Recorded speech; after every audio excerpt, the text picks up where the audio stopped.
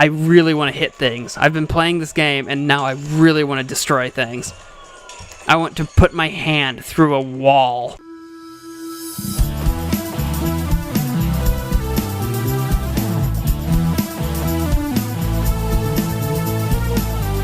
Hello friends, and welcome back to Let's Play White Sniper HD Vector Run. I'm your host, MagicManMo, and full disclosure, this is a sponsored video. Information about that, as well as a link to where you can find this game, are in the description down below. Without much further ado, I'm going to get right into the game and explain to you the game a little bit. If you've been watching, we've already done a few... Whoops.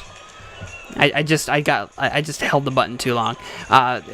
If you've been watching, this is the 4th episode of this we've done. We've done 3 of these already, so you may have seen those. But if you haven't, it's pretty simple. You tap to jump. It took us 2 lives to get 100 meters. We're warming up. We'll call that warming up.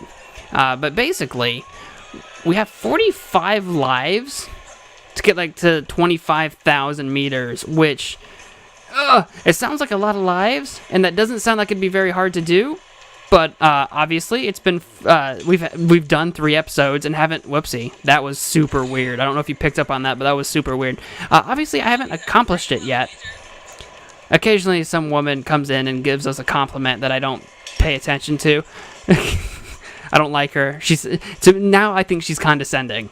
I think she's patronizing me. That was just poor on my end. You're gonna see that a lot. If you watch these episodes, you're gonna see a lot that I do terrible. Oh God. Alright, there we go. Alright, let's get into a bit of a rhythm. Sorry, I had to shut up for a moment just because I wanted to put myself into a rhythm. Which is really hard to do because of the random nature of when things appear. It's kind of hard to get into a rhythm because you have to be on your toes and change your rhythm so much. Like that was... Wow, that was so unforgiving. It can be really unforgiving at times because of how random it is. And it's something that I can't describe well. It's something that you feel. You just feel how unforgiving this can be. I mean, oh God. I mean, the one thing I can say, although actually this would have been a really interesting concept, is that at least you don't slip and slide around, like, because it's raining. Although that would be kind of a neat concept if some surfaces were more slippery, but I don't know how that would implement. But that would be an interesting thought.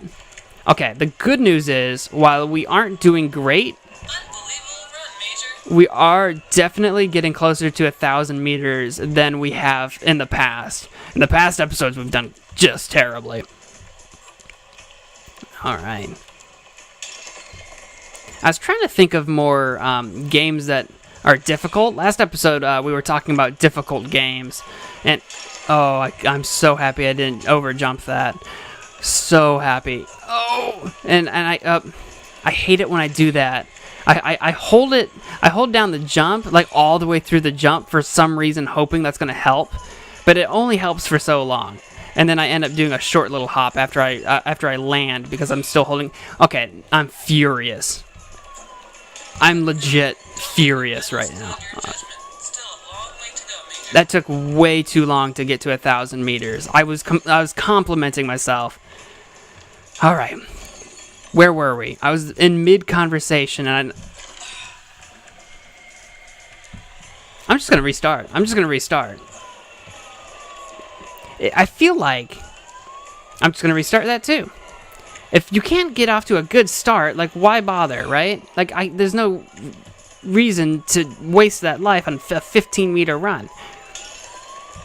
We tried to do the math first episode, but, like, you need to run per life a couple of 1,000 meters. So I can't be wasting a life on these short runs. Okay. Here we go.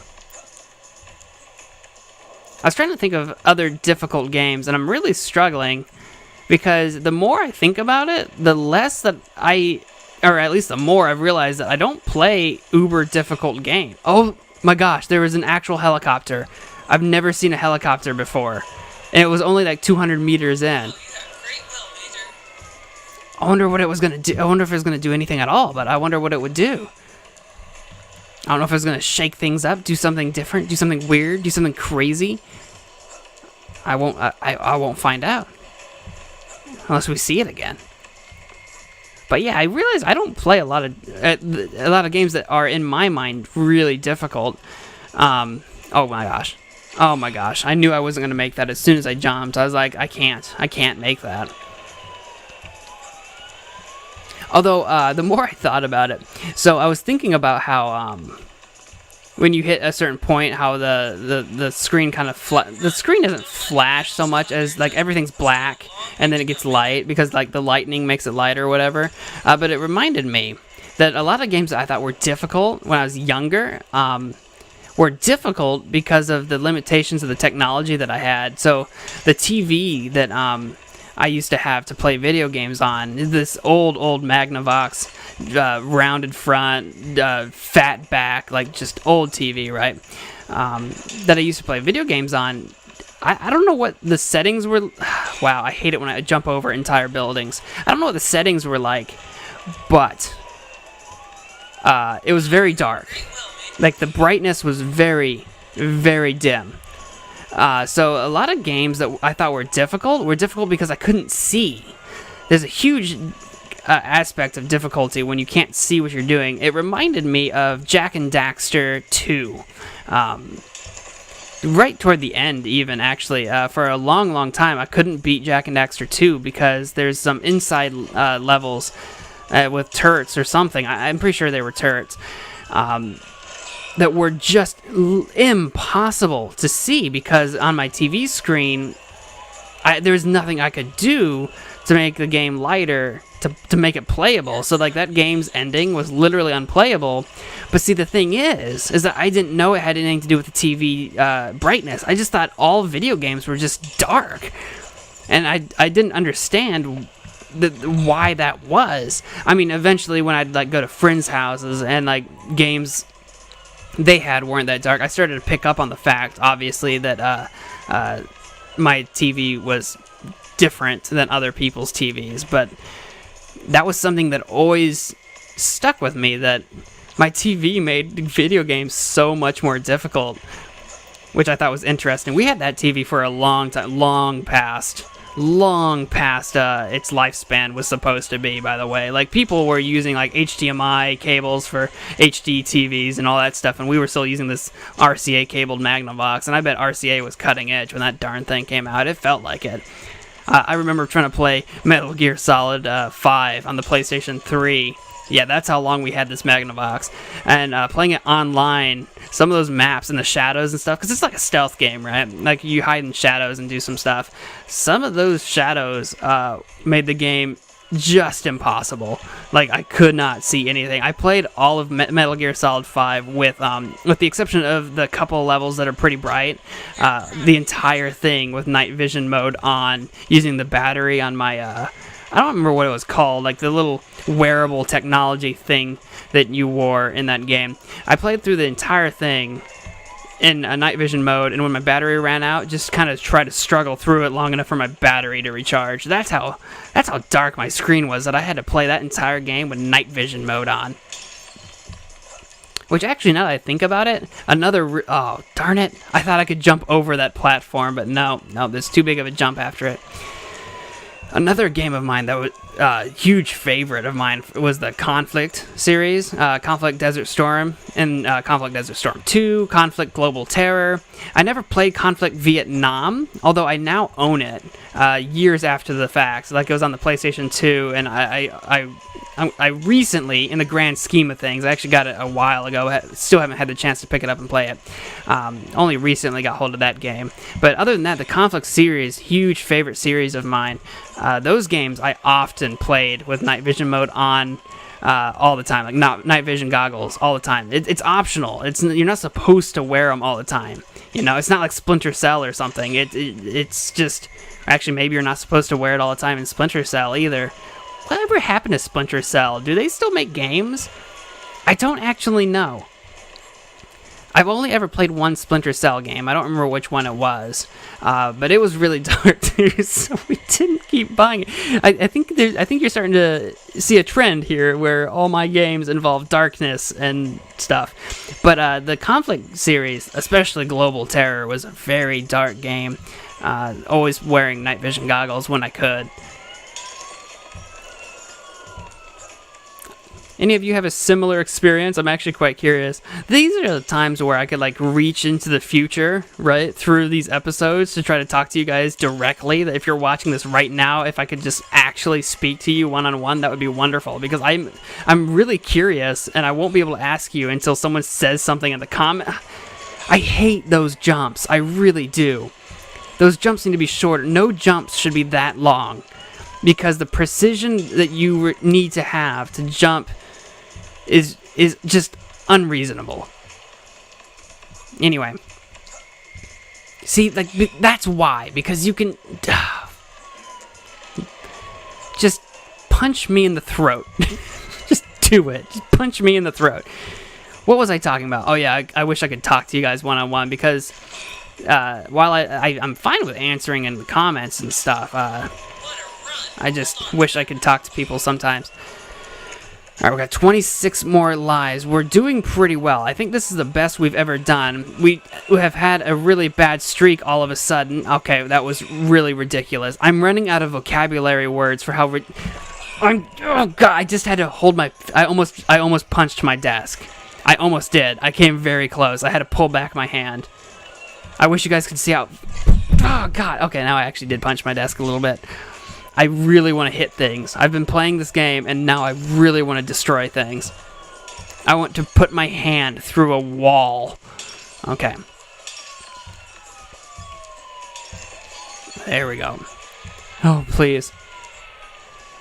What I loved about the conflict series... Now I'm thinking about the conflict, like Conflict as a Storm and all that stuff. What I loved about the conflict series was that you could play it multiplayer split screen.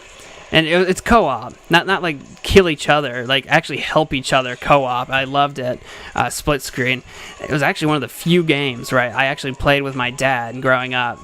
Conflict Desert Storm. Played a lot of Conflict Desert Storm, he and I together. And it was an amazing experience for me as a kid. Being able to make that connection with my dad. Which I don't mean to sound too gooey about or anything like that, but it's funny because like today with like the PlayStation 4, the Xbox One, you know, and all this stuff, it's like I can't imagine playing a co-op game with today's technology with my dad, because like he doesn't play games anymore, but like when I was a kid, he could, you know, so like it's really interesting and funny for me looking back and being like, wow, these are the games he and I used to play together even. And I just think that's really interesting. If you're younger and you didn't play games with your parents, I think you're really missing out, because it's such an experience. And if you did when you were younger, think about like if you play it now, you know, and why don't you, and that sort of thing. It makes you think, right? And maybe you are younger right now and you do play games with your parents, and if that's true, don't take that for granted. Like, you know, one day, you know, we're going to be older, and not all of us are going to be parents. Some of us will choose not to have kids or whatever. But, like, if you're ever a parent, you know, you want to make that connection with your kid. In video games, I don't know what's going to exist in the future, though. You know, like, because video games have only really been on the scene for, you know, a couple of decades. I mean, I don't know when the first video game was ever made. I know there's a lot of talk about that, and that's probably a statistic that would be, like, I could easily... Oh, god darn it. I knew that was going to be a long jump. I knew it was. I think the buildings are longer to tell you that it's going to be a long jump. The shorter the building, I think the shorter the jump typically is. Not a hard and fast rule, but that seems to be it. And I need to use that to my advantage to predict when I'm going to have to jump a long ways. Anyway... Like I was saying, video games have only been around for a few decades, like in a major way, right? So it makes me wonder what's going to exist. Like, for example, when I'm older, if I ever have kids, because honestly, I don't know if I really want kids, which at my stage in life, I definitely don't want kids at my stage in life right now. I do not. But in the future, who knows? You know, I don't know. But if I ever do... What's going to be the new thing? Is it just going to be different types of video games, or am I even going to be able to recognize what video games are, you know, when I'm old? You know what I mean? Or does that make sense? Is that a concept that makes sense? Like, because so much has changed, you know? Like, if you go back, So I started playing just recently Mountain Blade Warband, which came out in 2010, and even then the graphics in that game weren't phenomenal because that game had a lot of other systems going on that it was focusing on more than like sort of graphical fidelity, right? Okay, I didn't jump long enough for that jump. But even that game, you look at how dated it looks or whatever, and that was 2010. That was 7 years ago. And if you go back to like 2000 or 2001 or 2 or what, I mean, when did probably the worst looking 3D game I can think of that was really popular. Like Mario 64, right? Please make that. Okay. Sorry, I had to concentrate for a bit. I think this got a little trickier and I didn't notice right away. Mario 64 looks god-awful. I mean, if you think if it survived, if you think it aged well, you're lying to yourself, because it looks god-awful in 3D. And that was just early 2000s. Maybe it was 2000. I think it was 2001 or 2. Correct me if I'm wrong. Maybe I've got my timeline. God bless America. Anyway, maybe I have my timeline wrong, but, like, it looks terrible. So if you go back 20 years ago, 30 years ago, like what games looked like and how much has changed about them. Of course, when you go really far back, things were like 2D, but you're talking about like literally everything worked in pixels. Like art was by the pixel.